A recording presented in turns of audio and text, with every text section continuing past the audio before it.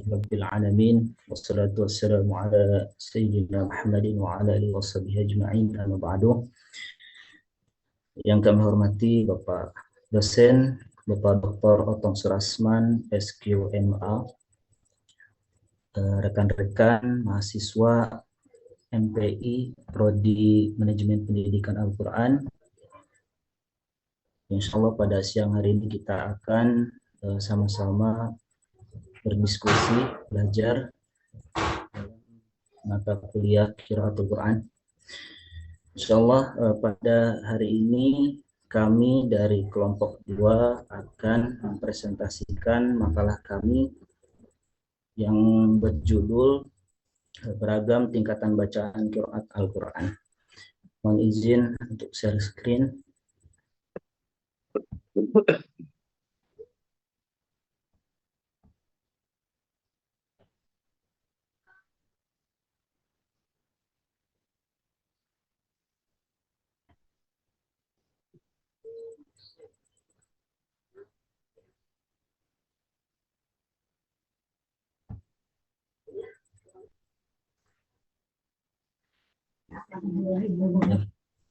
Insya Allah pada hari ini kami dari kelompok 2 akan mempresentasikan makalah kami.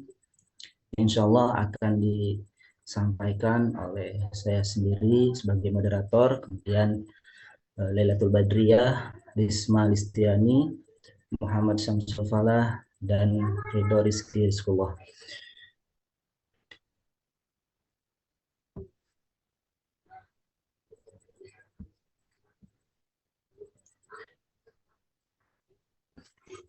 Baik, untuk mengawali kegiatan diskusi atau pemaparan makalah pada hari ini, saya akan memaparkan sedikit untuk mengawali sebelum ke pembahasan. Materi hari ini adalah beragam tingkatan bacaan qiraat Al-Quran. Kita tahu bahwa Al-Quran sebagai pedoman umat manusia yang telah dikaji secara mendalam sejak zaman klasik, zaman Nabi, hingga modern pada zaman modern saat ini dalam berbagai aspeknya, dari sejarah, penurunan, dan pembukuannya hingga penafsiran, kandungan makna, gramatika, dan cara membacanya sesuai dengan qiraat. Adapun ilmu qiraat itu sendiri yaitu cabang ilmu dalam ulumul Al-Quran yang mempelajari berbagai cara pengucapan atau pelafalan ayat-ayat Al-Quran yang berbeda-beda yang disandarkan kepada para imam qiraat tertentu. Perbedaan dalam qiraat ini mencakup pengucapan huruf, harakat, serta aspek-aspek lain dalam pelafalan Al-Quran. Insya Allah dalam pembahasan ini akan diawali oleh Pak Ridho. Saya persilakan.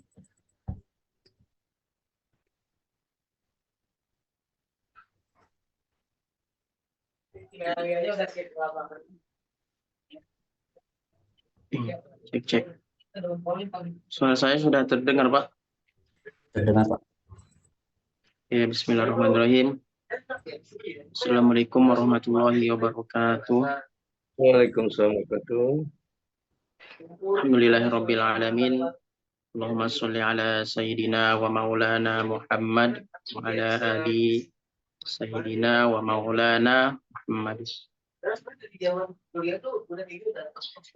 Baik teman-teman yang kami banggakan, hari ini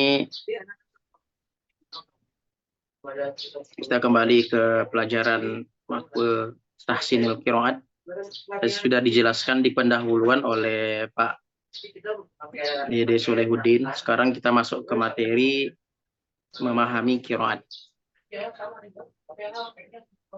Dimulai dari pengertian qiraat. Mungkin di pertemuan sebelumnya sudah dijelaskan oleh kelompok 2 ya, pengertian qiraat. Mungkin kita ulangi lagi biar selalu ingat. Di qiraat itu adalah metode atau cara membaca lafaz atau kalimat dalam Al-Quran dari berbagai segi riwayat, sebagaimana yang telah diriwayatkan langsung oleh Rasulullah Shallallahu Alaihi Wasallam. Kita ambil dari akar katanya qiraat, yaitu secara bahasa berasal dari kata qira'a yang berarti membaca atau bacaan. Menurut istilahnya, qiraat adalah perbedaan dalam cara membaca Al-Quran yang telah diriwayatkan oleh Rasulullah melalui jalur periwayatan yang sahih. Nah, jadi qiraat itu merupakan bacaan yang sah, yang langsung dibacakan, ditalkinkan oleh Rasulullah kepada sahabat, dan sampai sekarang turun-temurun qiraat tersebut.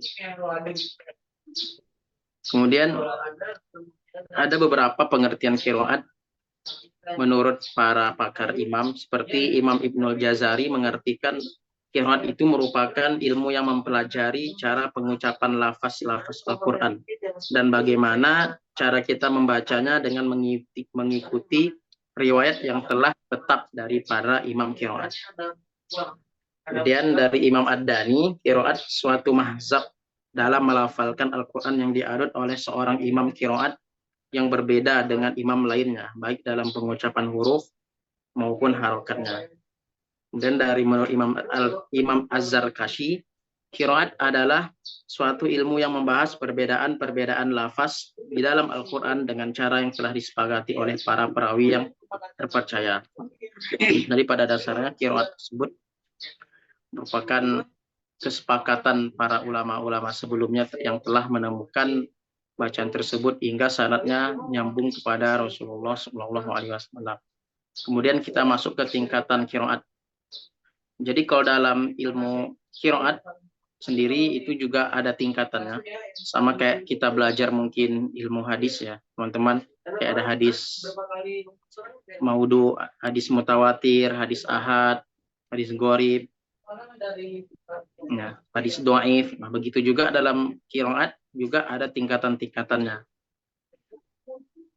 Nah, dan pembagian utamanya itu ada 3, yaitu ada qiraat sab'ah, yaitu yang 7 qiraat biasa kita dengar, kemudian qiraat asyarah yaitu 10, dan qiraat yang 14 atau arba' asyar. Kemudian qiraat ini berdasarkan kualitasnya. Nah, ini dia tingkatan-tingkatannya, itu maksudnya kualitasnya itu sendiri. Itu ada 6 ya kurang lebih. Ada mutawatir, ada masyhur, ahad, ada qiraat syaz, mudrat, dan maudhu. Oke. Mungkin bisa dilanjut, Pak. Nah, sekarang kita masuk ke qiraat yang paling pertama, yaitu tingkatan qiraat mutawatir. Qiraat mutawatir adalah bacaan Al-Quran yang diriwayatkan oleh banyak perawi dengan sanad yang mutawatir, itu tidak terputus dari Rasulullah Shallallahu Alaihi Wasallam. Istilah mutawatir ini merujuk pada qiraat yang telah diriwayatkan melalui sanad yang mutawatir, yaitu dengan jalur periwayatan yang sangat kuat, diterima oleh banyak perawi di setiap tingkatan sanadnya, sehingga mustahil mereka untuk berdusta. Dalam pengertian lain, qiraat mutawatir adalah bacaan Al-Quran yang diriwayatkan oleh banyak rawi dengan sanad yang mutawatir atau tidak terputus. Nah, menurut Ahmad Fatoni, para ulama sepakat bahwa qiraat inilah yang sah dan resmi sebagai Al-Quran dan sah dibaca di dalam negeri maupun di luar. Jadi kita bisa membacanya ketika sholat, atau kita bisa membaca tilawah mandiri, atau kita murojaah apabila kita telah mempelajari berbagai tingkatan qiraat. Imam Jazari sendiri dia mengartikan qiraat mutawatir itu yang qiraat yang diriwayatkan oleh sejumlah besar perawi yang tidak mungkin bersepakat dalam kebohongan, memiliki sanad yang bersambung serta sesuai dengan kaidah bahasa Arab dan mushaf usulnya. Kemudian Dr. Subhi Salih, menurut pendapat beliau, qiraat mutawatir adalah qiraat yang diterima secara luas oleh umat Islam sejak zaman Rasulullah. Diriwayatkan oleh banyak jalur sanad yang tidak diragukan keabsahannya dan memenuhi 3 syarat utama. Jadi para ulama menetapkan bahwa qiraat mutawatir harus memiliki 3 syarat utama. Yang pertama yaitu memiliki sanad yang mutawatir, yaitu yang diriwayatkan oleh banyak rawi dalam setiap tingkatan sanadnya tanpa ada perawi yang tunggal. Jadi riwayat mutawatir tidak diriwayatkan oleh satu perawi saja. Jadi ada banyak periwayat. Kemudian sesuai dengan kaidah bahasa Arab. Ketiga, sesuai dengan mushaf Utsmani, yaitu bacaan tersebut harus memiliki dasar dari tulisan mushaf yang diberlakukan pada masa Khalifah Utsman bin Affan radhiyallahu anhu. Oke. Kemudian contoh. Jadi poin ketiga, contoh qiraat mutawatir. Jadi qiraat mutawatir itu ada 7, teman-teman. Seperti yang kita telah dengar atau yang sudah familiar di telinga kita. Jadi yang qiraat sabah itu merupakan tingkatan qiraat, namanya qiraat mutawatir. Jadi total ada 7. Jadi masing-masing imam itu ada 2 periwayatnya. Pertama itu ada Imam Nafi' yang periwayatnya ada Waras dan Qalun. Kemudian Imam Ibnu Katsir, periwayatnya ada Al-Bazi dan Kunbul. Kemudian Imam Abu Amir, periwayatnya ada Imam Ad-Duai dan As-Susi. Kemudian Ibnu Amir ada Hisam dan Ibnu Zakwan. Kemudian riwayat Imam Asim, riwayat Hafiz dan Syu'bah. Dan Imam Hamzah ada Khalaf dan Khalad. Kemudian terakhir ada Al-Kisai dengan periwayatnya yaitu Imam Ad-Duri dan Abu Harith. Jadi kalau qiraat yang sering biasa kita pakai di Indonesia atau di Asia Tenggara itu biasanya lebih banyak menggunakan qiraat Imam Asim, riwayat Hafiz Imam Asim dengan jalur Thoriq Syatibiyah. Kemudian mungkin contoh-contohnya kita bisa lihat di surah Al-Fatihah. Ada yang seperti Imam selain Imam Asim dan Imam Al-Kisai itu membaca kayak kata Malik Yaumiddin itu mimnya itu dipendek. Biasa kita baca Malik Yaumiddin. Nah, kalau selain Imam Asim dan Al-Kisai itu mim itu dibaca pendek. Ya, Ar-Rahmanir Rahim, Maliki Yaumiddin. Nah, itu merupakan qiraat yang selain mereka berdua. Kemudian kayak contohnya kayak Imam As-Susi ya, yang membaca kayak Ar-Rahmanir Rahim itu menjadi idgham kabir. Jadi mim sukun di Ar-Rahmanir Rahim di kata him itu langsung masuk ke Malik Yaumiddin. Kayak contohnya kalau kita kan biasa bacanya gini, Ar-Rahmanir Rahim, berhenti terus Maliki Yaumiddin. Nah, seandainya kita wasal pun menjadi Ar-Rahmanir Rahim ma. Jadi tidak ada idgham di dalam, tidak ada gunnah. Sedangkan kalau Imam As-Susi, riwayat As-Susi Imam Abu Amir itu membaca Ar-Rahmanir Rahim Maliki Yaumiddin. Itu seperti. Jadi kalau teman-teman mendengar yang imam membaca seperti itu riwayat yang digunakan ialah riwayat As-Susi. Kemudian ada yang menggunakan kayak kata Siratal ladzina an'amta 'alaihim ghairil maghdubi 'alaihim. Nah, itu juga riwayat ya. Jadi itu banyak ya yang imam yang membaca seperti kayak riwayat Kunbul dari Imam Ibnu Katsir, juga Khalad dan Khalaf Hamzah itu membaca seperti itu. Ada yang mengubah huruf sin menjadi zai, kayak ihdinas siratal mustaqim. Nah, seperti itu. Mungkin itu contoh-contoh sedikit dari surat Al-Fatihah ya, teman-teman. Jadi kalau surat-surat lain itu sebenarnya banyak ya, kayak kata yang kita sering dengar wat duha jadi wat duhe, kayak misalnya huruf sukun sebelum huruf sebelum hamzah itu kayak ada saktah gitu. Nah, itu biasanya diriwayatkan oleh Khalaf, dari riwayat Khalaf Imam Hamzah. Contohnya kayak di surah An-Nisa itu kan kayak la khaira fi katsirin min najwahum illa man amara bi shadaqatin aw ma'rufin aw islahim bainan nas. Nah, jadi setiap huruf hamzah setelahnya itu selalu diberikan sakta. Jadi sangat banyak gitu kalau kita lihat contoh-contoh Al-Quran yang diriwayatkan oleh imam-imam lain. Cuman yang paling masyhur yang kita gunakan yaitu ya ini Imam riwayat Hafs an Asim jalur Syatibiyah.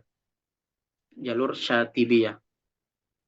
Nah itu. Jadi kalau misalnya kita belum pernah belajar qiraat, namun tiba-tiba kita cuma dengar dari YouTube misalnya terus kita bawa jadi imam atau apa itu, nah itu sih yang nanti bakal bisa menjadi kontroversi.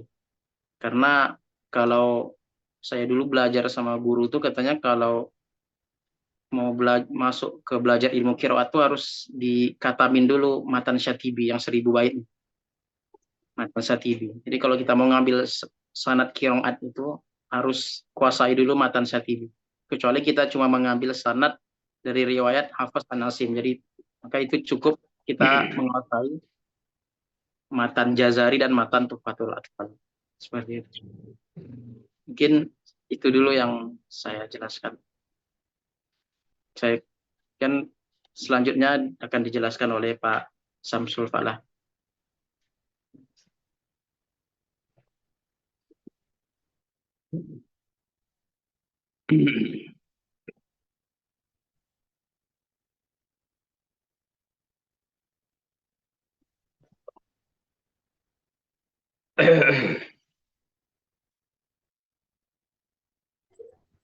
Silakan Pak Samsul Falah Falah, silakan. melanjutkan.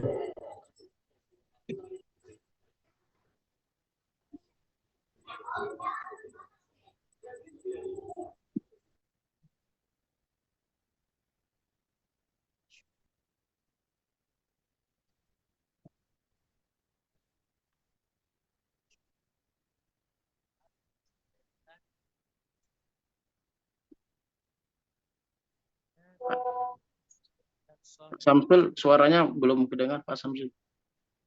Pak Samsul.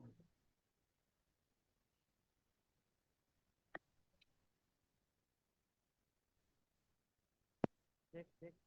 Sudah ada.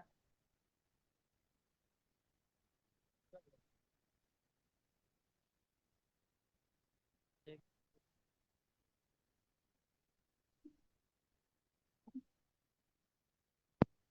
Cek. Sudah ada, Pak. Kecil sekali, Samsul. Suaranya masih belum terdengar Pak Samsul.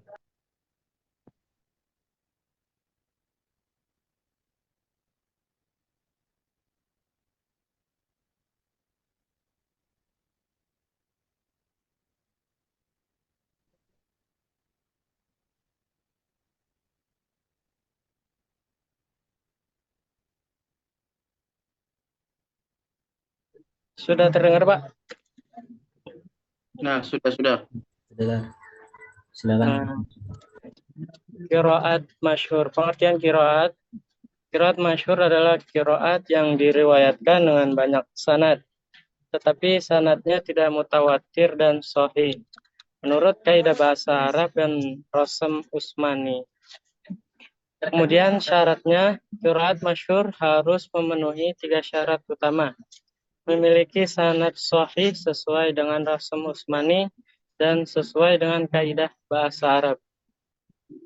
Contoh qiraat, 3 qiraat masyhur yang diakui yaitu Abu Ja'far Al-Madani, Yakub Al-Hadrami, dan Falak Al-Asri.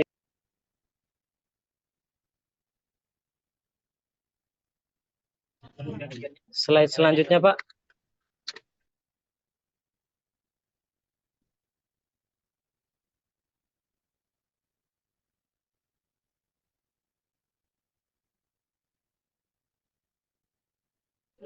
Kemudian qiraat ahad. Qiraat ahad adalah qiraat yang sanadnya sahih tetapi tidak masyhur dan tidak memenuhi syarat rasm usmani atau kaidah bahasa Arab. Kemudian syaratnya qiraat ahad tidak dapat dianggap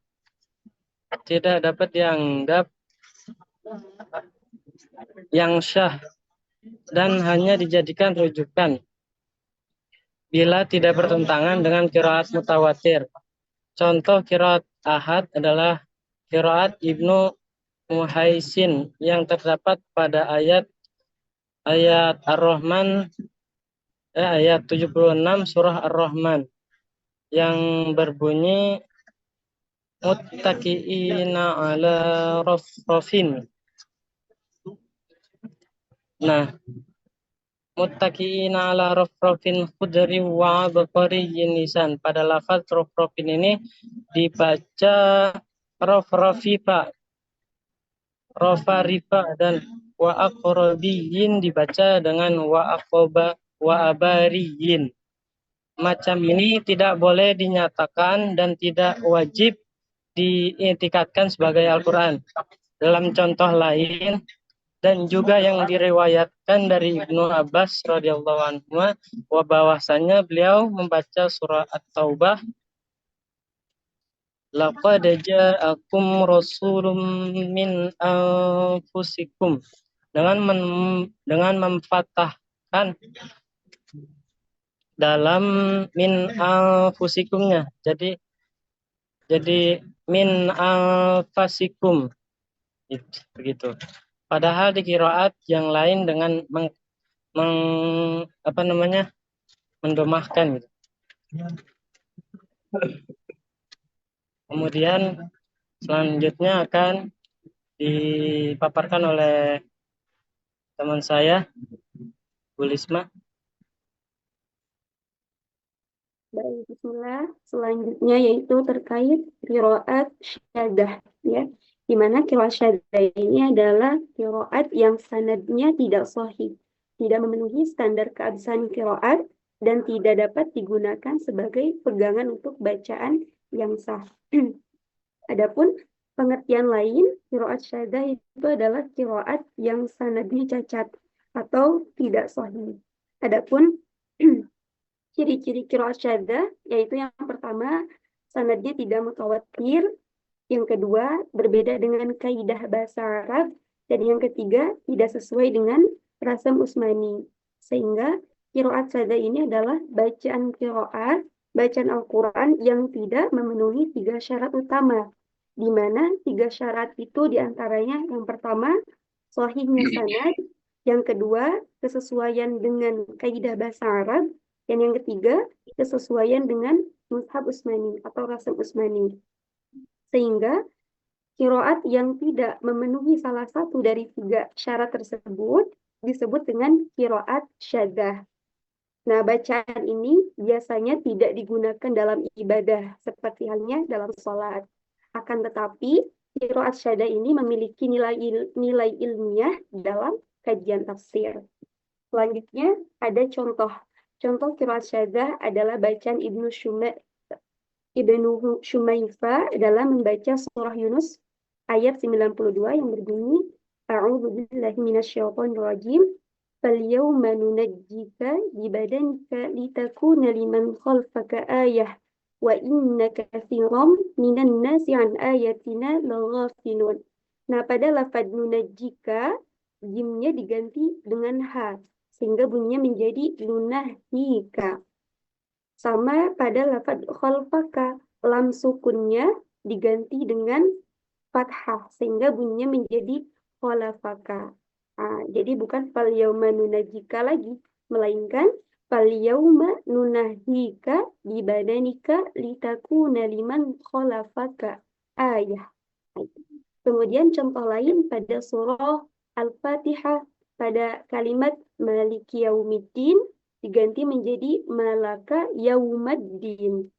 Nah, menurut Kiai Muhsin Salim dalam bukunya menjelaskan bahwasannya bacaan seperti itu tidak boleh dinyatakan dan tidak wajib diiktikadkan sebagai bacaan Al-Quran. Ya, selanjutnya yaitu qiraat maudhu'. Slide selanjutnya. Nah, qiraat maudhu' adalah bacaan atau qiraat yang disandarkan kepada orang lain tanpa dasar atau asal-usul yang jelas. Dan qiraat yang bukan berasal dari Rasulullah SAW. Nah, qiraat maudhu' ini disebut dengan qiraat palsu, di mana qiraat yang disandarkan kepada seseorang tanpa dasar, seperti qiraat yang dikumpulkan oleh Muhammad bin Ja'far al-Khazai, atau bacaan yang dinisbatkan kepada Abu Hanifah, sehingga qiraat maudhu' ini dapat menimbulkan kesalahpahaman terhadap isi dan makna wahyunya. Sehingga qiraat maudhu' ini perlu dihindari dalam praktik membaca Al-Quran. Adapun ciri-ciri dari qiraat maudhu', yang pertama itu tidak memiliki sanad yang sahih. Yang kedua, bertentangan dengan mushaf Utsmani. Yang ketiga, menyelisihi kaidah bahasa Arab. Yang keempat, tidak diriwayatkan oleh imam qiraat yang masyhur.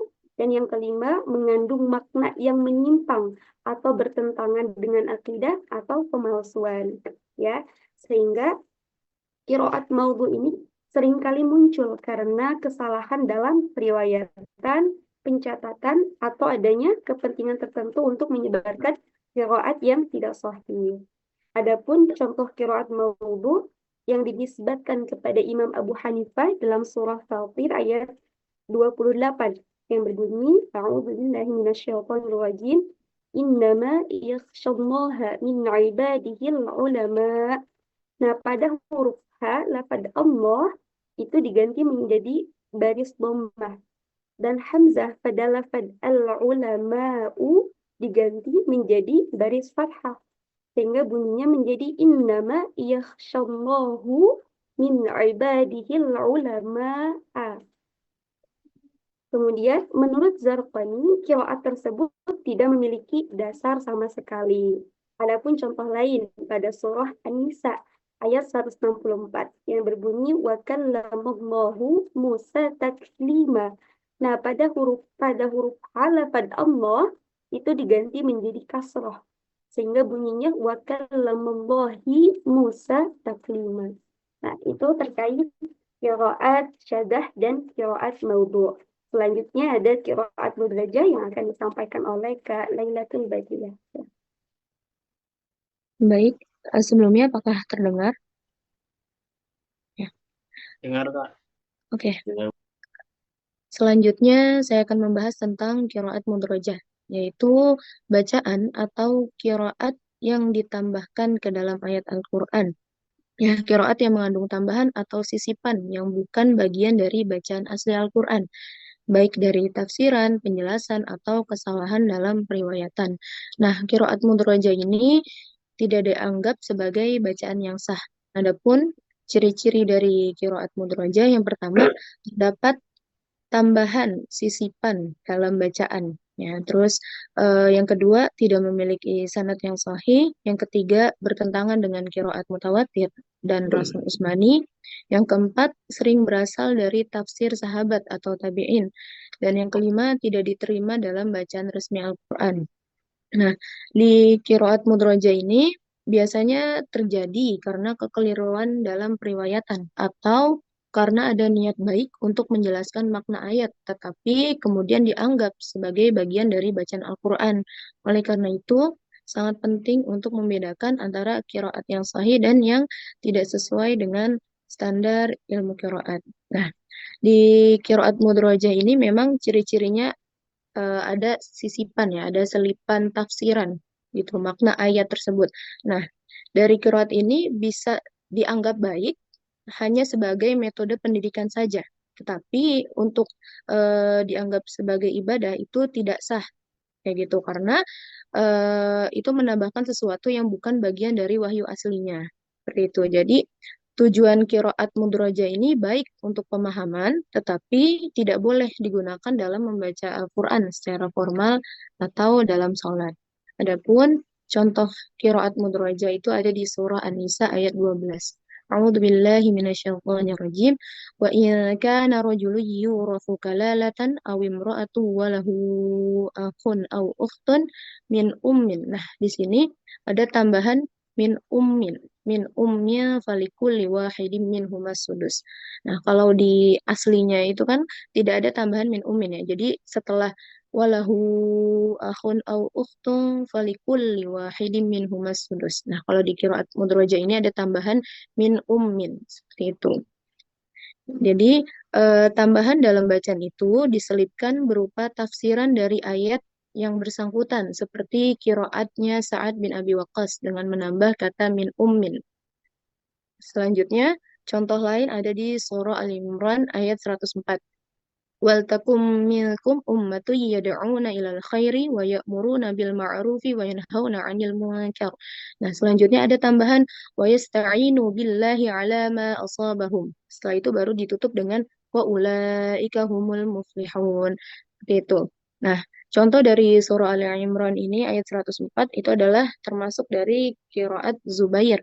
Nah, itu karena dalam bentuk aslinya di Al-Quran yang seperti kita tahu itu setelah kalimat wa yanhauna 'anil munkar itu langsung ditutup dengan wa ulaika humul muflihun. Tapi di qiraat mudroja ini ada tambahan selipan tafsiran yang berupa wa yasta'inu billahi 'ala ma asabahum. Seperti itu. Jadi eh, next kesimpulan kesimpulan dari macam-macam kiroat yang telah kami jelaskan tadi, bahwa memahami beragam tingkatan bacaan Al-Quran itu sangat penting. Kiroat Al-Quran itu sangat penting untuk menjaga keaslian dan kemurnian bacaan Al-Quran, serta memperkaya pemahaman terhadap kitab suci ini. Nah, kiroat mutawatir menempati posisi tertinggi karena memiliki sanad yang kuat dan diakui dalam ibadah. Sedangkan kiroat masyhur juga memiliki sanad yang sahih, tetapi tidak mencapai derajat mutawatir. Selanjutnya, kiroat ahad, syadza, maudhu' dan mudroja tidak dapat dianggap sebagai bacaan yang sah dan perlu dihindari. Nah, dari karangan bukunya Kiai Haji Muhsin Salim, beliau mengatakan seperti yang tadi sudah dijelaskan ya. Akan saya ulang kembali bahwa kiroat yang benar dan wajib diterima sebagai Al-Quran itu memenuhi 3 syarat. Yang pertama, sanadnya sahih dan mutawatir.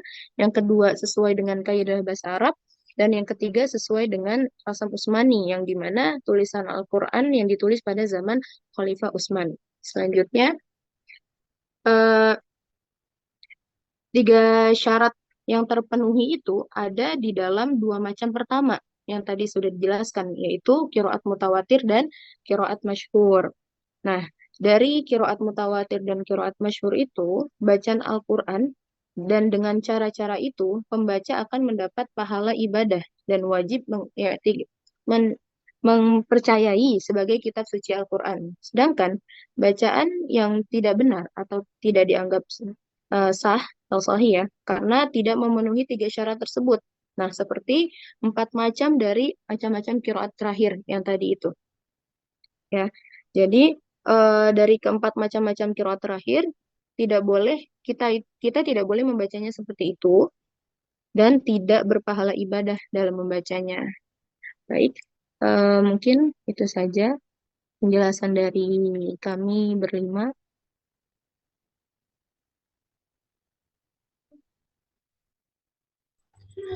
Baik, demikian pemaparan makalah dari kelompok 2. Kita lanjutkan ke sesi diskusi. Silakan bagi Bapak Ibu yang ingin bertanya atau menambahkan dari pemaparan makalah yang telah kami sampaikan. Untuk sesi pertanyaan atau sesi diskusi pertama kita buka untuk 3 penanya terlebih dahulu. Silakan ada yang mau bertanya, boleh raise hand atau langsung kami persilakan.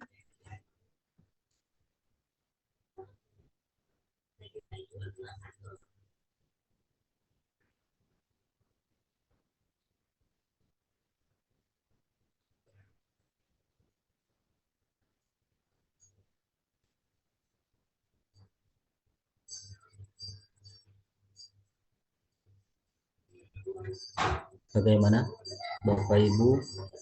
Barangkali ada yang masih ingin ditanyakan atau ada yang ditambahkan, barangkali ada yang masih kurang jelas dari pemaparan makalah yang tadi sudah disampaikan.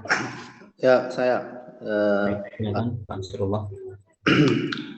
untuk kiroah mutawatir dan ada tadi namanya kiroah masyhur. Nah itu kan ada istilah kiroah sab'ah sama kiroah asyar. Kiroah sab'ah itu kan yang mutawatir ya. Kemudian kalau untuk yang syazah itu berarti ditambah 3-nya. Berarti 10 kiroah asyar. Seperti itu apa gimana ya? Ya, benar Pak.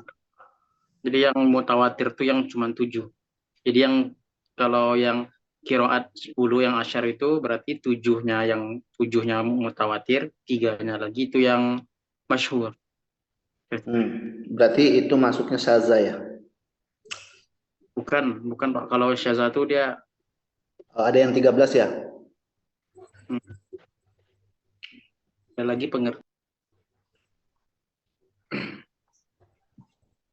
Ya, apakah bisa dipakai di dalam sholat kiroah sab'ah?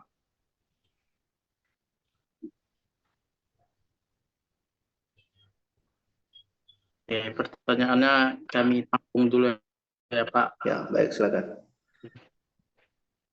Baik, selanjutnya Pak Nur Yasin, silakan. Ya, terima kasih. Tadi dijelaskan itu di qiraah yang sad atau yang apa yang terakhir itu. Nah, itu kan ada disebutkan tadi dijelaskan tidak sanatnya seperti itu. Tapi walaupun itu di perawinya adalah sahabat gitu. Nah, itu gimana? Apa tidak menimbulkan ini enggak bahwa apa dari kekuatan bahwa dia sahabat itu gimana tadi? Soalnya tadi saya dengar yang ada tambahan tapi itu dari sahabat gitu. Nah, itu gimana cara menjelaskannya gitu? Terima kasih. Baik, selanjutnya silakan Pak Taufik. Ya, izin bertanya terkait qiraat sab'ah dari ketujuh imam. Kenapa yang paling banyak dipakai itu di kita ataupun mungkin di kebanyakan dipakai di seluruh penjuru dunia mungkin ya. Itu kenapa qiraatnya Imam Asim dari riwayat Imam Hafs gitu. Kenapa yang paling banyak dipakai itu gitu. Terus saya ingin komentar terkait apa yang dibahas tadi oleh pemateri terkait apa yang disampaikan seperti riwayat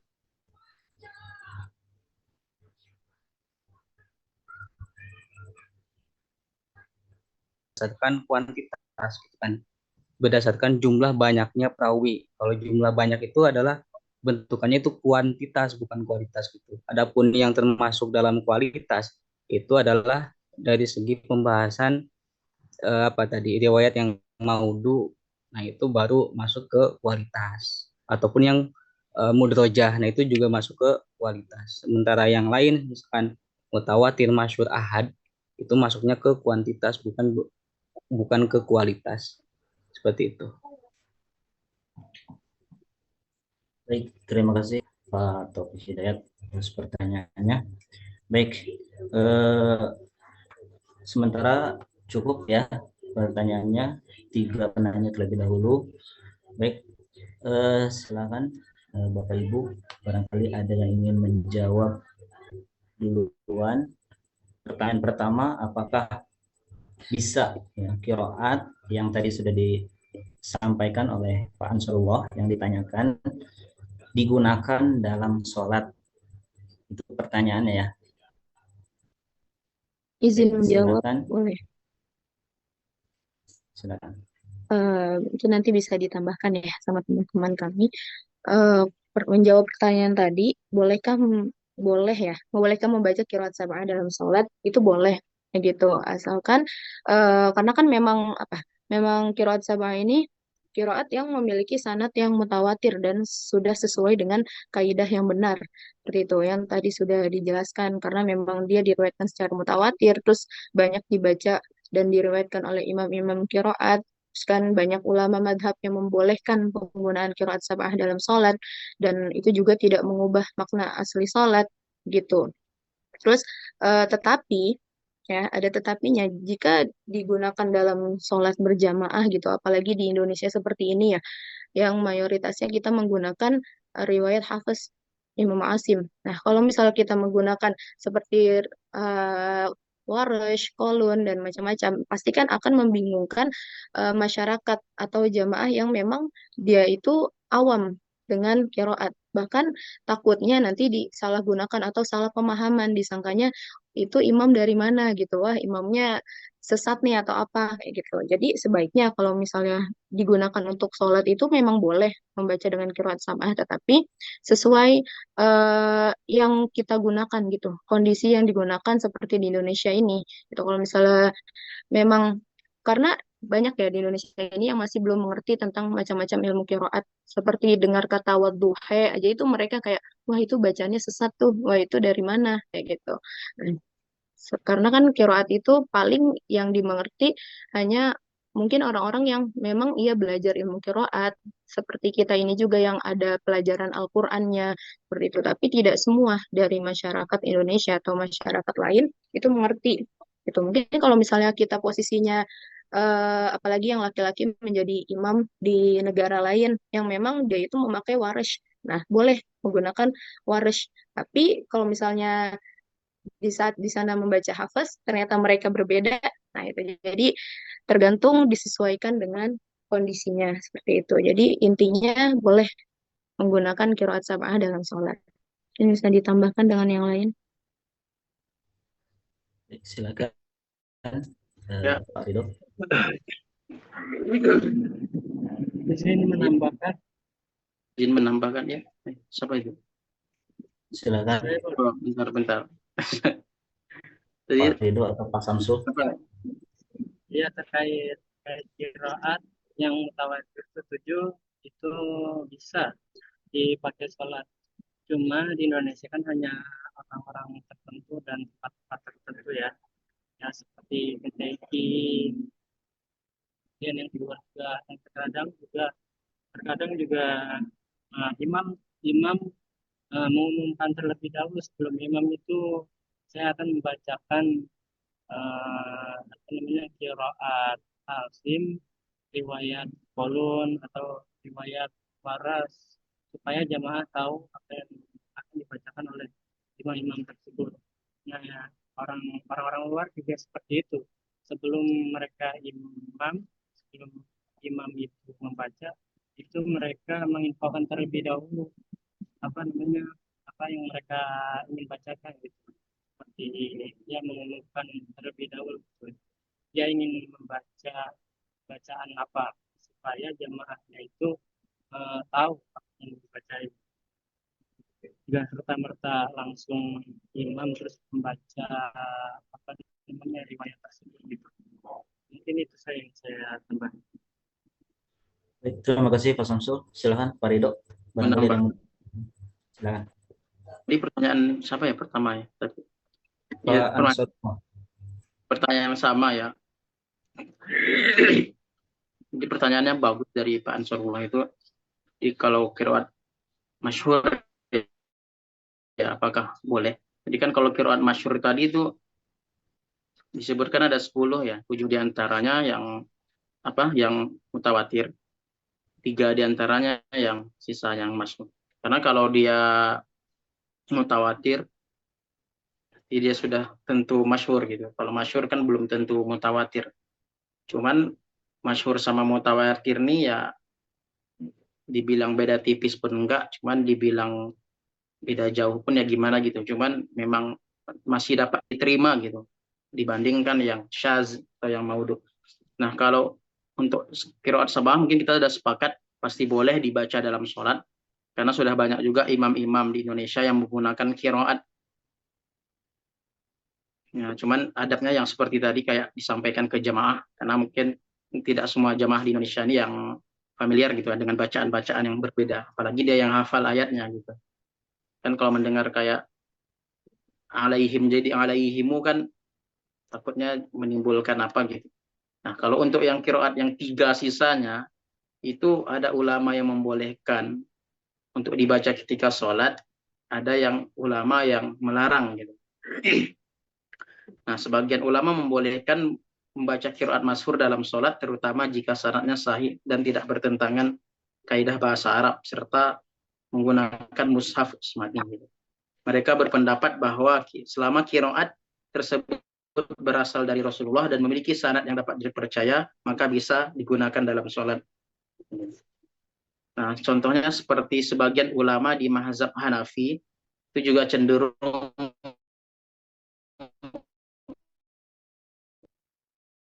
agak longgar ya. Jadi mereka dalam hal ini memperselisihkan gitu. Jadi masih bisa gitu digunakan dalam sholat. Tetapi mayoritas para ulama itu justru melarang qiraat masyhur itu digunakan ketika sholat. Sepertinya ulama yang melarang yaitu ada Imam Ad-Dani, Imam As-Sakawi yang menegaskan bahwa qiraat yang digunakan dalam sholat haruslah mutawatir.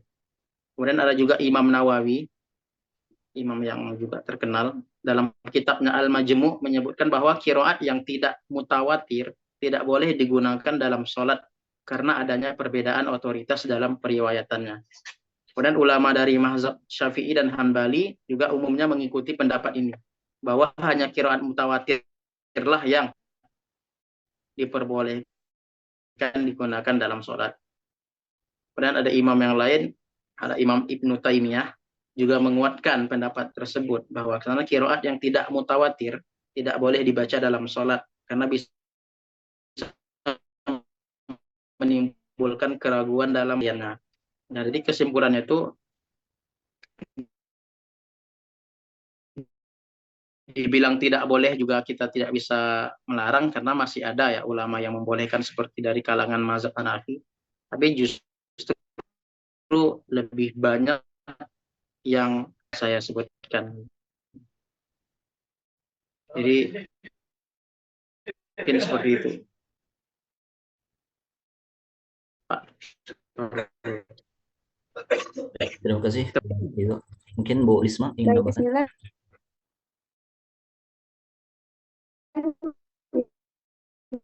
Risma izin menjawab terkait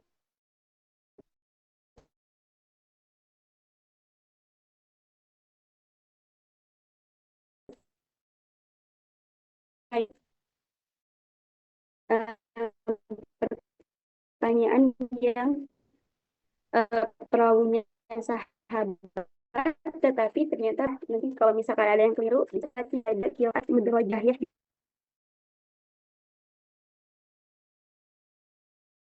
Meskipun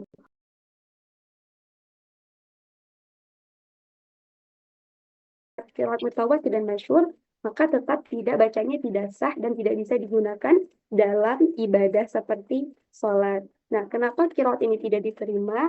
Yang pertama tadi tidak memenuhi syarat utama ya. Kemudian yang kedua hanya sebagai penjelasan atau riwayat pribadi, di mana beberapa sahabat seperti Ibnu Mas'ud atau Ubay bin Ka'ab itu dikenal memiliki mushaf pribadi sebelum standarisasi mushaf Utsmani. Dan di mana sebagian tambahan pada qiraat mudrajah itu kan ada tambahan ya.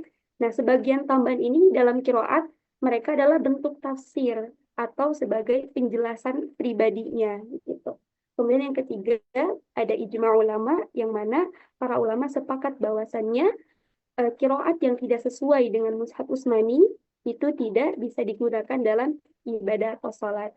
Jadi kembali lagi, meskipun yang merawikannya adalah sahabat, namun tidak sesuai dengan struktur utama, syarat utama qiraat mutawatir dan masyhur, maka tetap bacaannya tidak sah atau tidak bisa digunakan dalam ibadah. Mungkin itu ya. Tadi siapa yang bertanya ya? Pak Nur Yasin bukan ya? Betul, Pak Nur Gimana Yasin. Pak Nur Yasin? Cukup? Baik. Bagaimana Pak Nur Yasin? Apakah ada sanggahan atau tambahan dari Pak Nur Yasin terkait penjelasan yang diberikan oleh Bu Lisma? Ya, bagus sih cukup. Hanya itu kemarin ada pernah di orang-orang mempertanyakan keaslian Al-Quran kan dengan seperti itu gitu. Menyatukan Rasul Utsmani padahal sahabat-sahabat yang lain juga sahabat itu gitu. Tapi ternyata memang itu harus mutawatir begitu syarat utamanya. Ya, terima kasih. Baik. Langsung ke pertanyaan berikutnya dari Pak Taufik Hidayat. Ya, mengapa mayoritas umat Islam gitu ya Pak Taufik Hidayat menggunakan kiroat Hafs an Asim gitu ya? Kenapa nggak kiroat yang lain gitu? Mungkin seperti itu ya pertanyaan Pak Taufik. Ya betul Pak. Baik, teman-teman, barangkali ada yang ingin menjawab. Silakan. Izin menjawab Pak. Silakan Pak Samsul. Untuk kenapa sih banyaknya membaca dengan kiroat Imam Asim ya? Yaitu ada 3 faktor Pak. Yang pertama itu sanad yang dimiliki oleh Imam Asim itulah sangat kuat. Jadi kualitas sanadnya. Imam ini menempati rangkaian ketiga dari seluruh sanad yang dia miliki dari bukunya. Itu gurunya yaitu Abdurrahman bin Zid bin Abu Ubais dan Sa'ad bin Iyas. Kemudian Abdurrahman bin As-Sulami ini mendapatkan Quran melalui 5 sahabat senior, yakni Utsman bin Affan, Ali bin Abi Thalib, Ubay bin Ka'ab, Abdullah bin Mas'ud, dan Zaid bin Thabit. Dia mendapatkan kiro ini melalui Utsman bin Affan dan Ali bin Thalib dan Abdullah bin Mas'ud ini. Sementara saat menulis pendapat jadi yang pertama itu sangat kuat sangat beliau dan khawatir sekali sambungan sanadnya ini melalui Abdurrahman bin Sulami. Kemudian faktor yang kedua itu pengaruh Ibnu Mujahid yang memiliki membahkan surat dan peran menyalin mushaf serta percetakan sesuai pembahasan itu surat tersebut. Kemudian yang faktor ketiga ini kebijakan pemerintah Mesir pada tahun 1924 atau 1925 untuk mencetak dan menyebarluaskan ke seluruh penjuru dunia.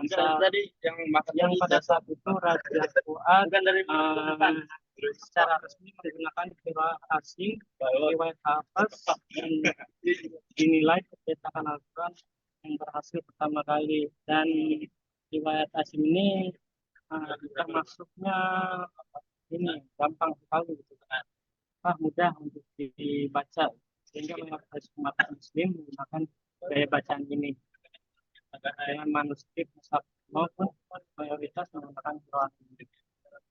Mungkin itu yang saya bisa sampaikan. Baik, terima kasih Pak Samsul. Bagaimana Pak Taufik? Tadi suaranya memang sedikit agak terputus-putus ya. Kira-kira ada tanggapan atau bagaimana dari Pak Taufik? Suaranya kurang begitu jelas Pak. Mungkin bisa diperjelas lagi oleh Pak Dede. Baik, silakan Pak Ridho. Barangkali. Tadi pertanyaannya kenapa riwayat Asim ya? Iya. Riwayat yang kita baca yang masyhur sekarang di dunia itu, kenapa harus riwayat itu gitu? Nah, jadi itu memang ada asal usulnya kenapa riwayat Imam Asim, riwayat Hafs dan Syu'bah ini yang paling masyhur gitu. Nah, yang paling pertama itu yang paling berpengaruh itu dari kekuasaan. Jadi pada zaman dulu tuh, pada masanya tabi'in, pada masa Abbasiyah, jadi bacaan Hafiz ini mulai banyak digunakan di pusat pemerintahan Islam pada zaman tersebut, terutama di Baghdad, yang merupakan pusat keilmuan saat itu. Jadi memang pada masa Abbasiyah berkuasa itu memang mereka menggunakan riwayat Imam Asim ini. Kemudian pada abad ke-10 diperkuat lagi, atau semakin tersebar luas ketika kekhalifahan Utsmaniyah atau Ottoman kalau kita biasa menyebutnya. Nah, kemudian mereka menjadikannya sebagai standar resmi dalam mushaf cetakan mereka. Jadi dulu sempat kan yang kekhalifahan Utsmaniyah itu sempat berkuasa ya, dan kekuasaannya itu tidak hanya di daerah Jazirah Arab, mungkin sudah merambah ke berbagai Asia lainnya, mungkin Eropa bisa jadi. Nah, itu mereka sudah menggunakan mushaf Imam Hafiz An-Asim. Nah, juga mereka pada saat berkuasa itu mengirim tuh para pengajar Al-Quran ke daerah-daerah. Bisa ke daerah Mesir, ke daerah Madinah, atau ke daerah Damaskus, nah, dan ke daerah lainnya. Dan ketika mereka, para pengajar Al-Quran tersebut, masuk ke daerah-daerah untuk mengajarkan Al-Quran, jadi Al-Quran yang dibawa mereka itu yaitu Al-Quran yang berasal dari Kufi. Di Kufi itu adalah Kufah. Kufah itu di mana ya? Irak mungkin. Nah, sedangkan Imam Asim itu kan berasal dari Irak. Jadi Al-Quran Kufi itu ya Al-Quran yang cetakan standarnya riwayatnya Imam Asim yang berasal dari Kufi. Jadi mereka mengajarkan Al-Quran yang itu. Jadi makanya sampai sekarang itu jadi nyambung terus sih. Jalurnya itu nyambung terus. Jadi pengajaran yang udah diajarkan lagi ke bawah itu sampai sekarang. Makanya sangat masyhur gitu. Nah, kemudian pada abad ke-20, 10 abad setelah yang tadi ya, kemudian Mushaf Madinah yang dicetak oleh kerajaan Arab Saudi kembali menggunakan riwayat Hafiz An-Asim gitu, sebagai standar pembelajaran Al-Quran di daerah mereka. Makanya kalau di Arab Saudi itu kita lihat imamnya tuh kayak Sudes, Duren, itu bacanya sama kayak kita gitu. Riwayat sama. Mungkin ada yang berbeda ya, kayak mad jaiz, kayak kalau kita pada standarnya baca mad jaiz munfasil itu 4 sampai 5 harokat. Mungkin kalau kita mendengar Sudes membaca 2 harokat itu bukan qiraat. Itu tetap riwayat Hafiz An-Asim, cuman dia menggunakan jalur Thayyibah. Kita kan biasa jalur Syatibiyah. Dia menggunakan jalur Thayyibatun Nasr. Kalau jalur nanti beda lagi gitu rasanya. Nah, seperti itu. Nah, di samping yang memang mudah dipahami juga bahasa riwayat Hafiz An-Asim ini juga sangat kental, dipengaruhi memang kekuasaan zaman Abbasiyah dan Utsmaniyah, dan juga apalagi semenjak kerajaan Arab Saudi menetapkan standar utama bacaan mereka itu merupakan dari riwayat Imam Hafiz An-Asim dari Kufah. Mungkin seperti itu pengaruhnya. Terima kasih. Baik, terima kasih ke Ustaz Ridho. Bagaimana Pak Taufik? Ya, terima kasih. Cukup jelas jawabannya. Berarti intinya yang faktor utama mempengaruhi hal tersebut itu adalah faktor kekuasaan. Ya, betul Pak. Ya, oke, terima kasih Pak. Baik, mungkin masih ada waktu untuk satu penanya lagi. Barangkali masih ada yang ingin bertanya, Bapak Ibu, terkait materi hari ini. Silakan. Kalau tidak ada, kami kembalikan kepada Pak Doktor. Mau tanya, Ustaz. Silakan kalau masih ada. Silakan Pak Husni. Ya, terima kasih. Assalamualaikum warahmatullahi wabarakatuh. Waalaikumsalam warahmatullahi wabarakatuh. Mohon maaf nanti bila terputus-putus, ini lagi sinyalnya jelek di saya ini. Silakan Pak. Ini ada beberapa pertanyaan. Yang pertama yang ingin saya tanyakan adalah terkait ini, bolehkah seorang imam ya dia mencampur adukkan bacaan kiroat gitu. Contoh ya, ketika seorang jadi imam, awalnya dia baca riwayat Hafs an Asim, ya. Nah, kemudian pada tengah-tengah kalimat yang lain, kemudian dia pindah gitu. Apakah pindah ke riwayat Khalaf gitu ya?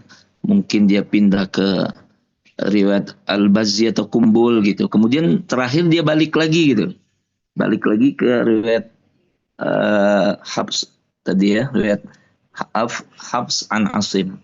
Itu yang pertama. Nah, kemudian yang kedua, para imam kiroat yang mutawatir ini, kan tadi ada 7 ya.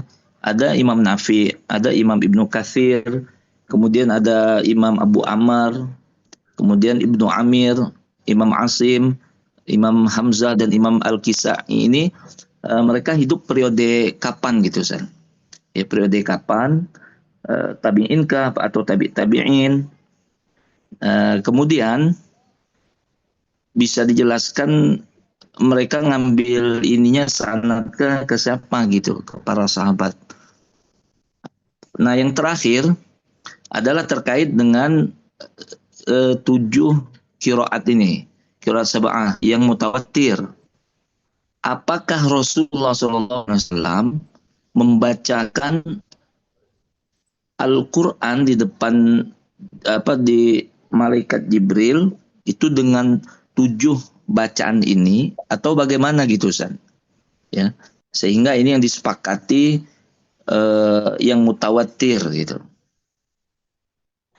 Karena terus terang aja saya dari kecil baru tahu, selama udah besar aja ini ada ini ya, dulu belajarnya cuma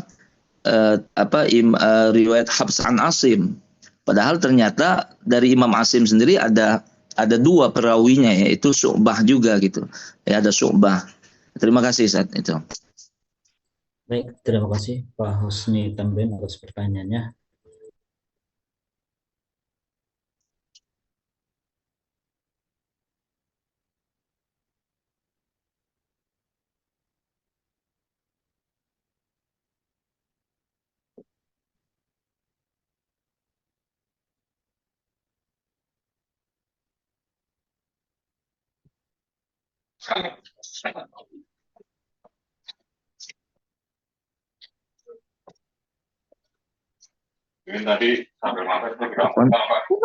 Ustaz Dedek masih di mute ya?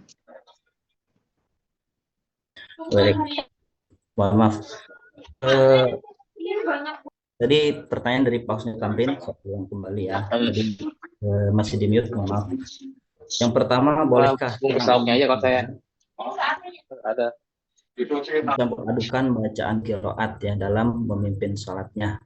Itu yang pertama. Kemudian yang kedua, periode apa para imam kiroat yang tadi sudah kita bahas ya, imam kiroat hidup gitu ya. Kemudian yang ketiga, apakah Rasulullah SAW pernah membacakan Al-Quran dengan 7 kiroat yang tadi ditanyakan oleh Pak Husni Tamrin? Baik, barangkali ada yang ingin menjawab dari teman-teman sekalian selain dari pemakalah. Saya persilakan. Izin menjawab ya, mohon maaf kalau ada kesalahan, mohon dikoreksi. Jadi bolehkah seorang imam yang mempercampur adukan bacaan qiraat dalam sholat? Nah, ini di sini ada beberapa pendapat.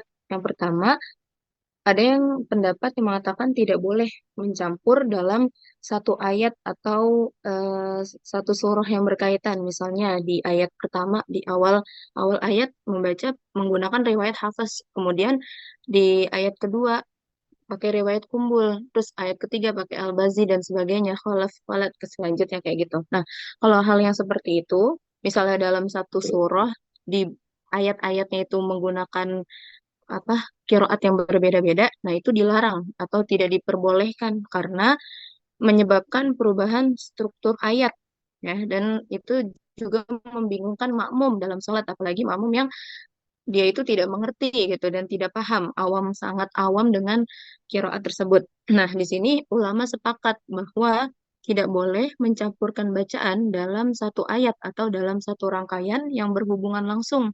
Nah, itu karena dapat mengubah makna dan melanggar kaidah tajwid dari setiap riwayat. Terus ada pendapat yang mengatakan bahwa itu boleh. Nah, bolehnya dengan syarat seperti misalnya di surah Al-Fatihah, di satu surah utuh Al-Fatihah itu menggunakan riwayat Hafiz. Kemudian di surah lainnya, misalnya di surah Al-Ikhlas atau di surah Al-Falaq menggunakan riwayat Warash. Nah, itu boleh, diperbolehkan seperti itu. Jadi, diperbolehkannya karena memang sudah beda surah, kayak gitu. Nah, beberapa ulama itu memperbolehkan, tetapi harus dibaca dengan apa ya, maksudnya dengan berurut dan tidak membingungkan kayak gitu aja. Tetapi ada lebih baiknya jika memang dalam satu riwayat dalam rangkaian sholat, maksudnya dalam sholat itu menggunakan riwayat yang sama, nggak boleh beda-beda seperti itu. Di sini ada beberapa pendapat ya dari mayoritas ulama seperti Imam Syafi'i, Hanafi dan Hambali. Beliau mengatakan bahwa boleh tidak boleh mencampur kiroat dalam satu ayat atau rangkaian yang berkaitan, karena bisa menyebabkan perubahan makna dan kebingungan bagi makmum. Nah, kalau menurut mazhab Maliki, beliau mengatakan boleh mencampur dalam ayat atau surah yang berbeda, tetapi tidak disarankan dalam sholat berjamaah, karena bisa membingungkan makmum. Terus, dari pendapat Imam Nawawi atau yang lainnya, itu hukumnya makruh. Makruh mencampurkan kiroat dalam satu bacaan sholat karena bisa mengganggu kehusyuan makmum. Seperti itu. Jadi ada beberapa pendapat ya yang mengatakan boleh dan tidak bolehnya mencampur adukan dari kiroat satu dengan kiroat lainnya. Seperti itu. Baik, terima kasih Bu Laila sudah memberikan jawaban untuk pertanyaan pertama dari Pak Husni Tamrin.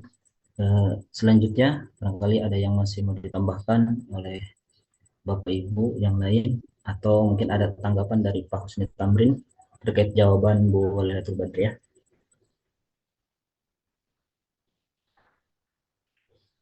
Ya, pertanyaan pertama jelas Ustaz, cukup jelas. Baik, kita lanjutkan ke Jawabannya jelas.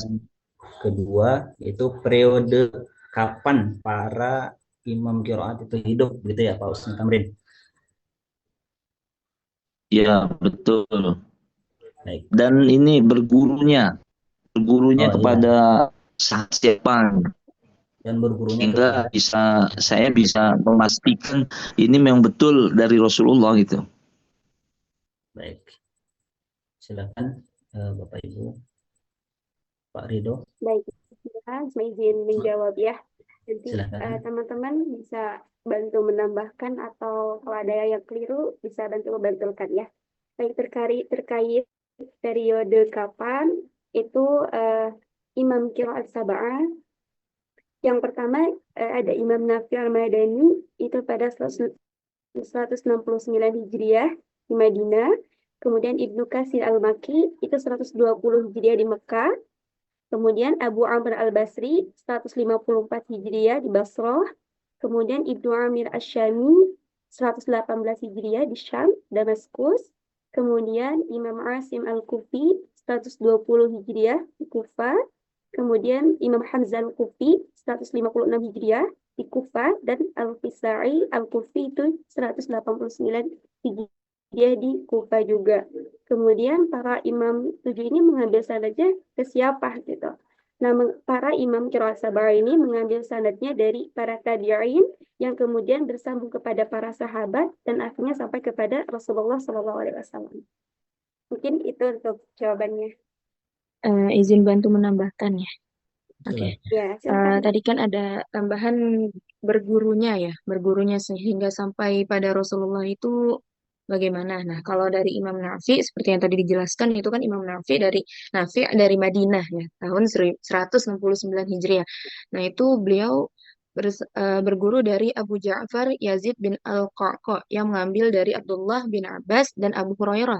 Terus dari Rasulullah SAW. Terus kemudian Imam Ibnu Katsir dari Mekah 120 Hijriah. Nah, beliau itu dari Mujahid bin Jabir yang mengambil dari Abdullah bin Abbas dari Rasulullah SAW. Terus kemudian Imam Abu Amr Basrah itu tahun 154 Hijriah dari Mujahid.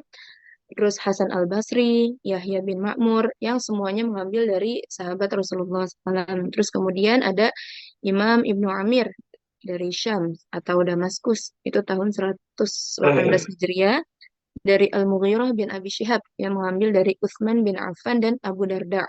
Terus ada Imam Asim yang dari Kufah 127 Hijriah, itu dari Abu Abdurrahman As-Sulami yang mengambil dari Abdullah bin Mas'ud dan Utsman bin Affan. Terus ada Imam Hamzah dari Kufah 156 Hijriah, itu dari Abu Ishaq As-Subai yang mengambil dari Zaid bin Thabit dan Abdullah bin Mas'ud.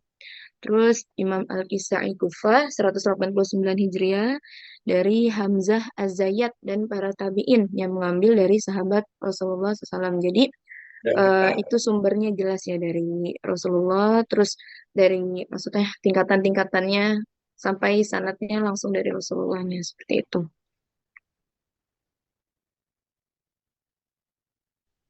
Baik, terima kasih Bu Lailatul Badriyah.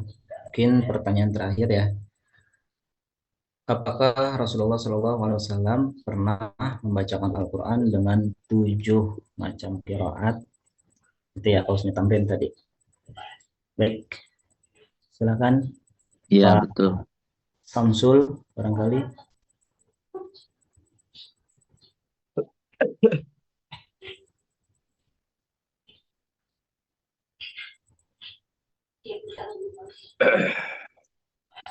Bagaimana Pak Ridho?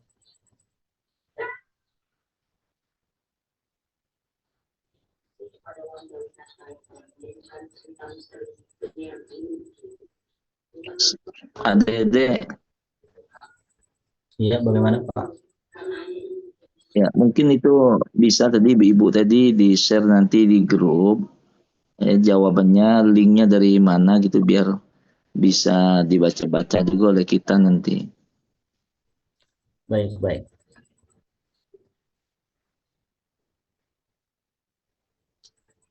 Baik, bagaimana Bapak Ibu? Mungkin yang lain ada yang bisa membantu untuk menjawab pertanyaan ketiga dari Pak Husni Tamrin.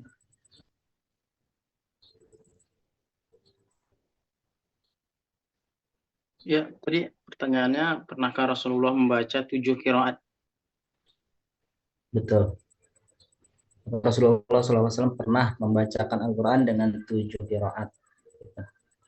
Oh ya, kalau menurut saya ya, kalau menurut saya pasti pernah gitu. Ya kenapa? Karena kan semua bacaan Al-Quran itu bersumber dari Rasulullah itu sendiri gitu. Jadi beliau yang mentalkinkan kepada para sahabat yang lain gitu. Jadi kalau beliau tidak menurunkan bacaan seperti itu, maka bisa saja sanadnya tidak berasal dari Rasulullah, kan gitu logikanya gitu. Dan juga pernah dengar juga cerita itu kalau Rasulullah itu membaca itu sesuai dengan dialek mereka pada waktu itu. Kalau ada juga kan sebagian golongan atau sebagian daerah negeri itu yang tidak bisa misalnya menyebutkan kayak kata ya kayak wadduha, bisanya wadduhe gitu. Makanya timbullah kiroat model bacaan yang lain gitu. Karena juga menyesuaikan bacaan pada negeri tersebut gitu untuk memudahkan cara pengajaran Rasulullah kepada para sahabat dan sahabat kepada tabiin. Nah, ya mungkin itu kalau ditanya pernah ya pasti pernah gitu. Karena kalau tidak pernah kan berarti sahabat dapat dari mana bacaan tersebut gitu kalau tidak bersumber dari Rasulullah gitu. Kalau menimbulkan bacaan sendiri tanpa sanad yang jelas dari Rasulullah kan bisa dianggap palsu. Dan Rasulullah pun juga ditalkinkan langsung oleh malaikat Jibril. Seperti itu. Mungkin kalau ada teman-teman yang tahu lebih rinci tentang dalilnya, mungkin bisa diperjelas. Sedikit Izin menambahkan menambahkan. aja ya. Baik, silakan. Siapa Nah, dulu? tadi yang Bu Risma. disampaikan oleh tadi itu terkait bahwasanya Rasulullah itu membaca Al-Quran dengan berbagai ahruf atau tidak gitu. Nah, dalam hadis sahih Rasulullah SAW bersabda bahwasanya sesungguhnya Al-Quran diturunkan dalam 7 ahruf, maka bacalah yang mudah darinya. Hadis riwayat Bukhari dan Muslim. Maksudnya adalah Rasulullah itu menerima bacaan dalam berbagai dialek atau lahjah Arab agar lebih mudah dipahami oleh berbagai suku pada masa itu. Nah, jadi itu ada dalam hadis sahih ya, hadis riwayat Bukhari dan Muslim. Silakan tadi siapa Pak Samsul ya mau menambahkan. Baik, Pak Samsul, silakan. Saya menambahkan sedikit. Ini dari NU online ya, bisa dibaca di situ. Kiai Asin Saum menerjemahkan. Ya, Rasulullah kepada Jibril, lalu Jibril memberikan 2 macam bacaan. Kemudian Nabi pun meminta ditambah lagi. Jadi Malaikat Jibril memberikan bacaan kepada Nabi dengan 2 bacaan. Nah, kemudian Nabi pun meminta ditambah lagi. Hal ini terus sampai 7 landasan ini menjadi landasan untuk qiraat secara keseluruhan. Kemudian para ulama berbeda pendapat perihal 7 yang dimaksud. Ada yang berpandangan bahwa 7 adalah varian bacaan Al-Quran yang dibacakan Nabi kepada para sahabatnya. Ada juga 7 bahasa. Ulama lain menyebutkan 7 perbedaan, namun semua itu bisa juga dibenarkan. Namun yang hal yang pasti 7 qiraat ini yang saat ini didefinisikan itu oleh Ibnu Mujahid. Beliau itu penemu qiraat 7 qiraat ini, 7 macam bacaan, yaitu Imam Nafi, Imam Ibnu Katsir, Imam Hamzah, Imam Asim, dan seterusnya. 7 imam ini bisa betul-betul dipertanggungjawabkan secara agama dan ilmiah. Adapun 7 qiraat ini dipertanggungjawabkan karena memenuhi 3 kriteria. Yang pertama sesuai Rasm Utsmani, kemudian yang kedua sesuai kaidah bahasa Arab, dan yang ketiga sanadnya itu masyhur dan mutawatir. Mungkin itu yang bisa ditambahkan oleh saya. Baik, terima kasih Pak Samsul atas jawabannya. Mungkin demikian ya teman-teman untuk sesi diskusi pada pemaparan dari kelompok kami. Selanjutnya kami serahkan kepada Pak dosen untuk memberikan pencerahan terkait materi pada hari ini. Dari kami kelompok 2 mengucapkan terima kasih dan mohon maaf apabila ada kesalahan. Selanjutnya kami serahkan kepada Pak dosen. Assalamualaikum warahmatullahi wabarakatuh. Waalaikumsalam warahmatullahi wabarakatuh. Ya, terima kasih teman-teman atas diskusinya ya yang sangat luar biasa. Semangat ya. Mungkin menambahkan saja. Pertama dipahami dulu itu yang terkait tadi. Kenapa riwayat Hafs itu banyak, bahkan ada yang mengatakan 90% ya, 90% umat Islam itu baca Al-Quran berdasarkan riwayat Hafs an Asim. Nah itu alasan yang paling jelas itu tentunya yang kita ketahui bahwa riwayat Hafs itu ya, antara tulisan dengan teorinya itu satu alur gitu ya. Ini yang paling pokok itu.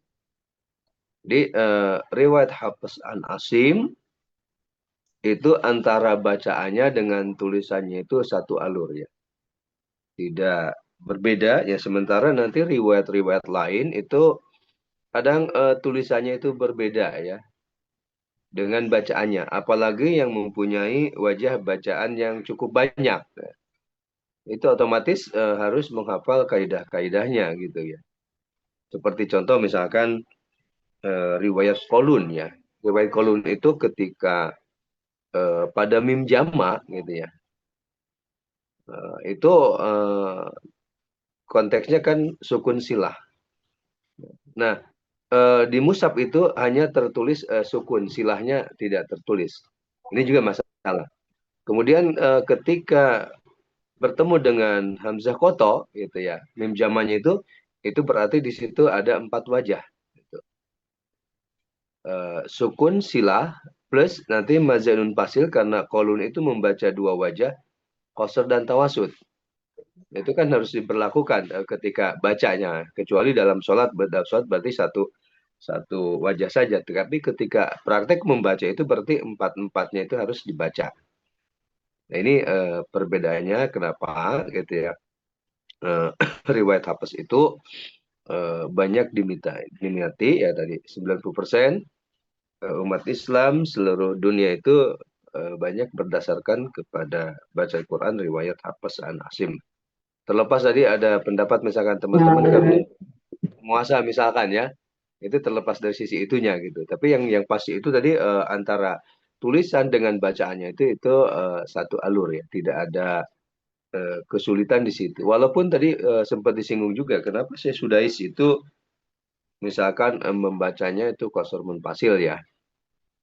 Memang kalau kita teliti, kita amati ya, di Mekah Madinah itu memang kadang-kadang seperti itu ya, termasuk Syekh Ali Abdurrahman Khudaifi itu toriknya dia Syatibiyah ya, saya perhatikan itu. Kalau Syekh Sudais memang Jazariyah.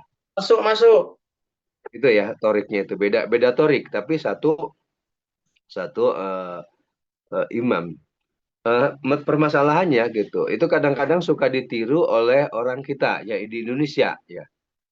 Ketika membaca qasr munfasil itu kan nanti formulasinya itu berubah. Ini jadi masalah gitu maksudnya itu. Ya untuk konteks Indonesia harusnya itu fokus saja kepada bacaan Al-Quran untuk tahap awal ya dimatangkan, yaitu baca Al-Quran riwayat Hafs an Asim Torik Syatibiyah dulu gitu. Syatibiyah dimatangkan ya, kenapa? Karena ini itu ada formulasinya ya, termasuk salah satunya itu saya berusaha di buku saya ya, di metode Asyur-Asmaniyah itu ada formulasi ya, satu paket itu bacaan Al-Quran berdasarkan riwayat Hafs an Asim Torik Syatibiyah. Juga tadi bahasa teman mungkin diganti jangan 4 sampai 5 harkat ya. 4 atau 5 harkat.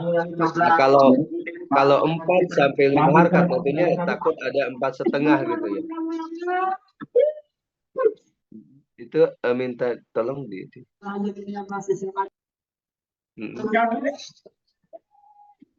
ya, baik.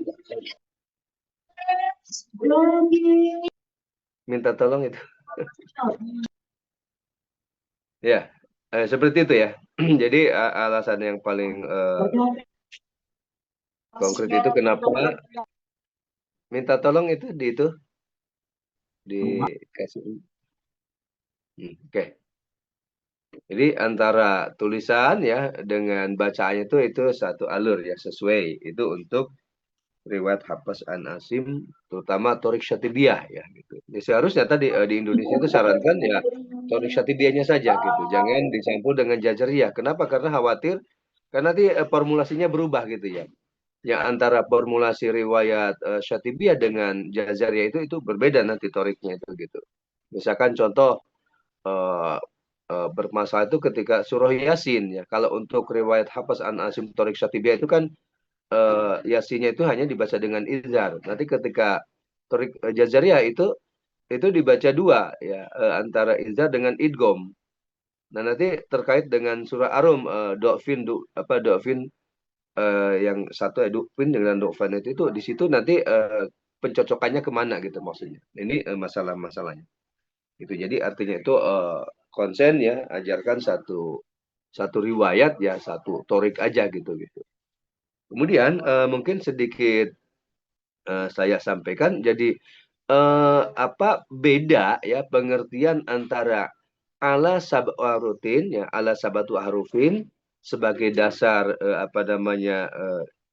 hadis Rasulullah ya bahwa menyampaikan Quran itu berdasarkan tadi al sabatu itu bedakan dengan imam 7 gitu maksudnya itu berbeda gitu ya berbeda permasalahannya gitu.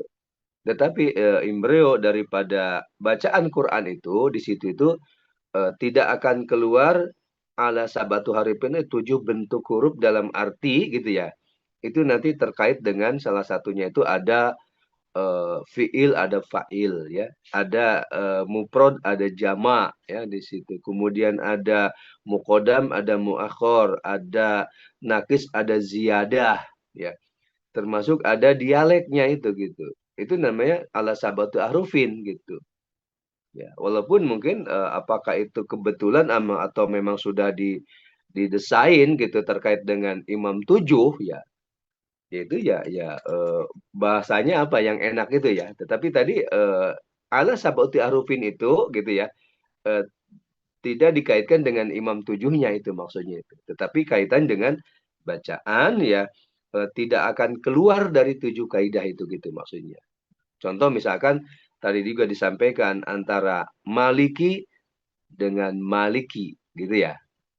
Itu kebetulan di situ itu namanya masuk ke konteks nakis ziyadah. Nakis itu kurang huruf, ziyadah itu tambah huruf. Berarti ketika dibaca pendek maliki itu namanya nakis ya. Ketika dibaca panjang maliki namanya ziyadah. Sama pada surah Ali Imran juga ayat 133 ya. Untuk riwayat Hafs itu wasari'u ya. Tetapi untuk qalun waris itu nakis ya, langsung sari'u. Nah gitu. Kemudian yang maliki misalkan itu kan 2 imam yang membaca panjang, 5 imam yang membaca pendek gitu ya. Yang membaca maliki panjang itu Imam Asim dan Imam Al-Kisai gitu. Kemudian berarti yang 5 imam ya, Imam Nafi, Imam Abu Amr, Ibnu Amir, Ibnu Katsir, Imam Hamzah itu membaca maliki pendek. Nah, ini namanya ala sabatu ahrufin gitu. Ternyata dari Imam 7 sendiri itu juga ya, itu berbeda cara membacanya. Dan ini tentunya berdasarkan tadi riwayat ya. Riwayat yang diambil. Oke. Ya. Yang diambil otomatis dari Rasul ya. Itu pasti ya. Hanya saja mungkin dari sisi sejarah nanti ya. Kapan dibukukan tentang bacaan-bacaan itu. Otomatis Rasul itu udah menyampaikan mungkin analisa sekarang ya. Dan itu juga sebenarnya kan kita mengetahui tentang bacaan-bacaan ini itu kan satu sisi jasa besar ya. Iya, minta tolong. Minta tolong itu.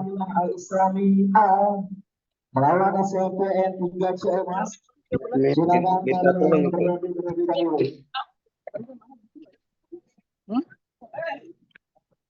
Oke. Ikut lomba aja sus. Aziz. Ekornya Ustaz Aziz. Iya. Minta tolong sedikit lagi.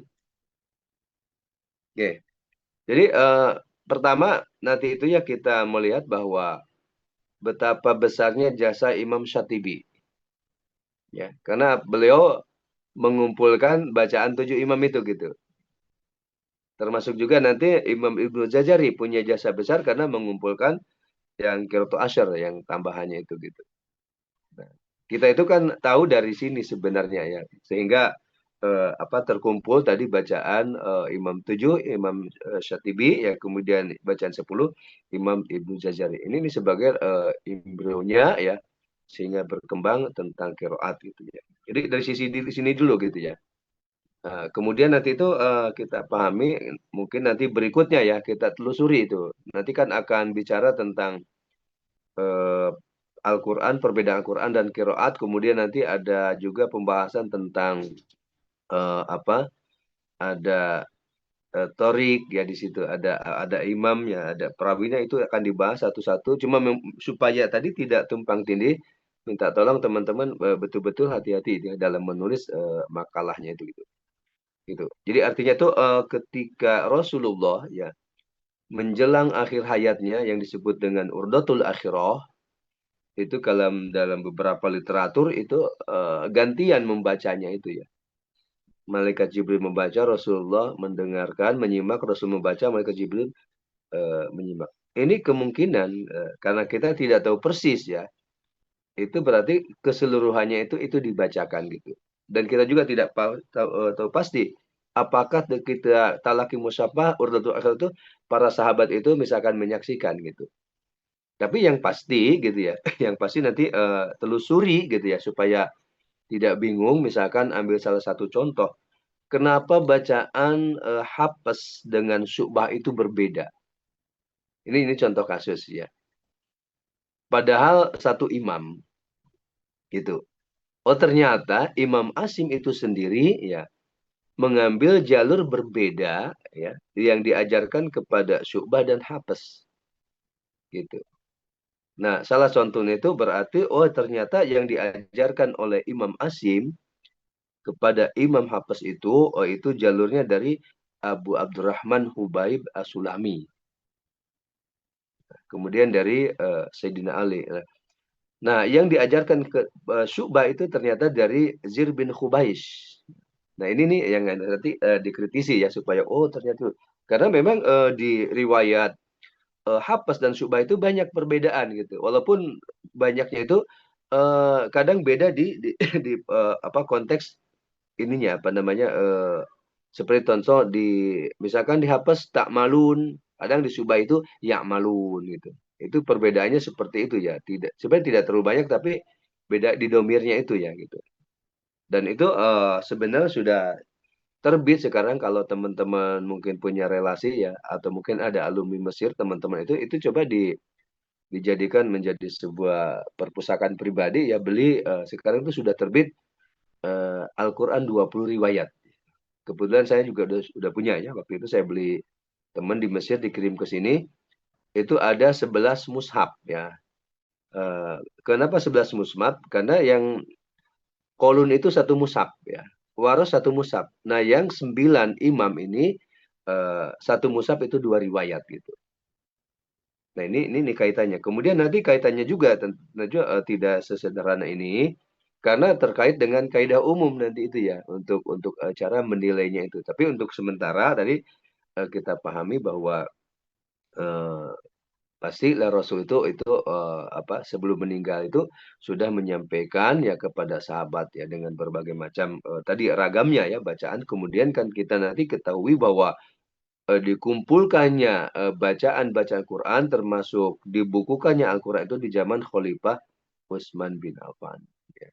Ketika terjadi perbedaan bacaan di Syam ya, disampaikan oleh sahabat Khuzaibul Yaman, banyak para sahabat penghafal Quran yang terbunuh ketika perang Yamamah ya, satu Yamamah ya, kemudian yang kedua itu ketika di Syam itu ya. Jadi perbedaan bacaan sahabat, akhirnya sahabat itu mau berantem, bahkan kalau dalam riwayat itu mau saling membunuh karena berbeda bacaannya. Kemudian itu dikumpulkan ya, dan itu disebar ya. Mungkin dari penyebaran itulah perkembangan Al-Quran sampailah kepada kita yang sekarang kita bahas melalui tadi jalur guru-guru kita. Ya. Ini namanya bahwa Al-Quran itu berdasarkan tadi riwayat gitu ya. Mungkin itu sebagai tambahan ya. Jadi lebih jelasnya terutama yang punya pondok pesantren Quran itu coba dikoleksi ya itu ada sudah terbit ya 11 mushaf ya 20 riwayat ya. Jadi enak nanti. Tinggal enaknya itu ya memang ya, tapi jangan males menghafal kaidahnya ya. Bacakan misalkan di guru kita itu ya khususnya yang memang ahli di bidang qiraat ya. Misalkan sekaligus setor bacaan dua riwayat mungkin ya, kalau untuk Hafs dan Syu'bah dulu gitu maksudnya itu.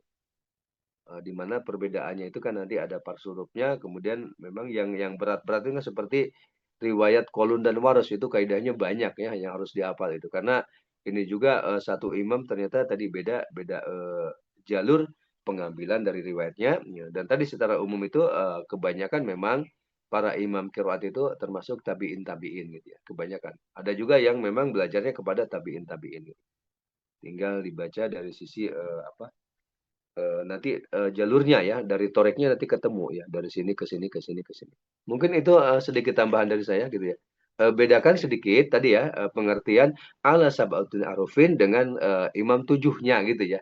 Jadi itu berbeda dalam konteks kalau sab'atul arufin itu konsentrasinya ya kepada kaidah ya bahwa tidak akan keluar dari 7 bentuk perbedaan, yaitu tadi ada isim mufrad ya, ada tasniyah, ada jama ya, kemudian di situ ada muakhor, ada muqaddam, kemudian ada fiil, ada fa'il, kemudian ada naqis, ada ziyadah, termasuk tasrif, dan dalamnya juga itu ada dialek ya, termasuk nanti yang banyak dialek salah satunya adalah riwayat waras ya. Mungkin itu sebagai tambahan ya untuk menambah sedikit wawasan ya. Tadi disarankan ya yang mempunyai pondok pesantren Quran itu diadakan ya apa namanya Qur'annya ya, beli ke teman yang di Mesir sudah terbit tadi 20 riwayat ya. Mungkin itu teman-teman, insya Allah kita jumpa setelah Ramadan ya. Dapat info Ahad ini adalah perkuliahan terakhir sementara ya. Baik, terima kasih.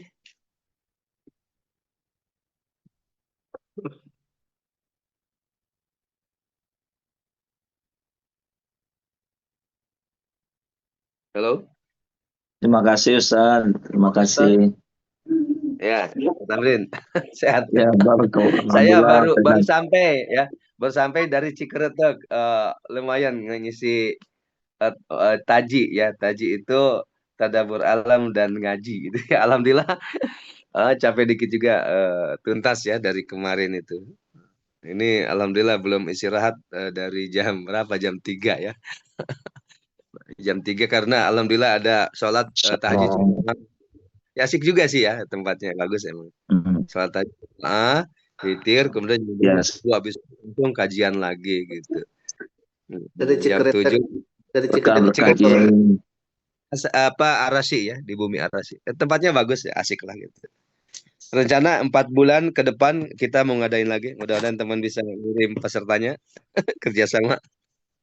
Kita lumayan lah artinya program-program yang cukup bagus dari saya mengenalkan tentang tadi Al-Qur'an ya. Saya bedah itu dari awal ya. Rasulullah itu dari usia 35 tahun sampai 40 tahun itu kan 5 tahun itu bolak-balik ke Gua Hiro itu. Kita bedah dari situ supaya ada rasa empati perjuangan Rasulullah ya. Jadi kita itu harus semangat untuk belajar Quran, semangat untuk mengajarkan Al-Qur'an gitu. Itu salah satunya ya. Kemudian kita bedah dikit-dikit. Baik, cukup dulu ya, izin dulu. Istirahat sebentar. Terima kasih banyak. Waalaikumsalam warahmatullahi wabarakatuh.